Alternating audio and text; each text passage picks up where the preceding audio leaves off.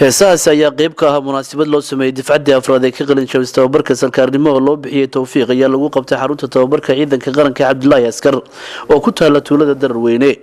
taasoo ay ka soo qayb galeen wasiirka gaashaandhigga taliyaha guud ee ciidamada qaranka taliyaha ciidanka ilaalada xeebaha taliyaha xigeenada iyo hoggaanka ciidanka qaranka saraakiishan tababarka dhameystay oo isugu jirtay ciidanka qaranka iyo ciidanka ilaalada xeebaha ayaa waxa ugu horreyn munaasabadaasi ka hadlay taliyaha kulliyadda tababarka ee Darweyne gaashaanle sare Xasan Cabdi Yuusuf iyo madaxa hoggaanka tababarka sareeyo guuto Axmed Cali iyagoo faahfaahin ka bixiyay ujeedada tababarka loo qabtay iyo waxyaabaha la baray saraakiishaasi waxa farxad weyn noo ah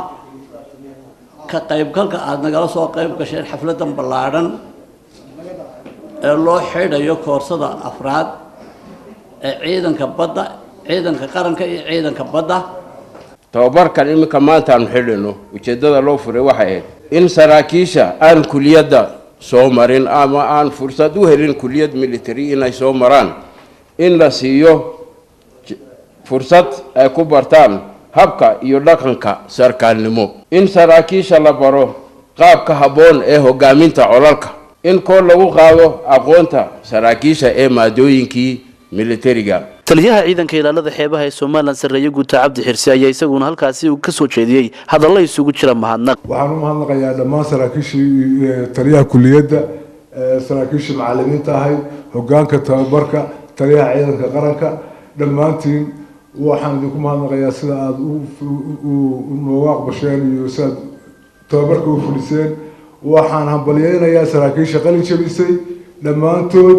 oo aan leeyahay guul baan idin rajeynayaa iyo shaqo wanaagsan taliyaha ciidanka qaranka Soomaaliland sareeyo gaas Nuux Ismaaciil Taani oo isaguna ka hadlay halkaasi ayaa waxa uu ka sheekay taariikhda dhismaha kulliyadda tababarka ee tuulada Darweyne isagoo mahadnaq ballaaran u diray saraakiisha qalin jabisay iyo macallimiintii wax bartay maanta laba arrimood baan ku faraxsanahay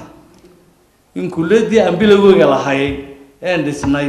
ee asaasnay inaan maanta tiyo wax lagu bartay aan dufcadan ugu xidhayo oo dufcadaha horena ay ka baxeen horta waa nasiib aniga waxa kale oo mahadnaqayaa taliyaha dugsiga iyo staff kale la shaqeeya oo iyaguna ku dadaalay inay sii wadeen oo biyihii geliyeen wax badan ka qabteen kulliyadana aad baan ugu mahadnaqayaa saraakiishan koorsada dhameystana waxaan leeyahay ciidankaad ka timaadeen waa idin sugayaan amba ha bato amba ha yaraadee wixii hadalkan ka faa'iidaysateen ha iska haysanine askariga halkii jooga halkii buu idinku sugayaa waxaa la idiga doonayaa inaad wixii wax bartaan oo wax ka bedeshaan oo iyagana aqoontii gaadsiisaan baa la idiga sugayaa wasiirka wasaaradda gaashaandhigga Soomaaliland Axmed Xaaji Cali Cadami ayaa isaguna soo gabagabeeyay munaasabadaasi waxa loo baahan yahay duruusta la qaatay in ay wada gaaraan waqtiga haboon dhammaan ciidamada qalabka sida Jamhuuriyadda Soomaaliland gabagabadii munaasabadaas ayaa halkaasi waxa shahadooyin iyo abaalmarin lagu gudoonsiiyay saraakiishaasi tababarka dhameystay waxaana intii munaasabadaasi socotay qayb ka ahaa kooxda fanaaniinta ciidanka qaranka ee lagu magacaabo gaashaan kuwaas oo halkaasi ku soo bandhigay riwaayado iyo heese ka turjumaya shaqada ciidanka qaranka iyo sida ay u difaacaan xuduudaha Soomaaliland Maxamed Kuraase Home Cable TV Hargeysa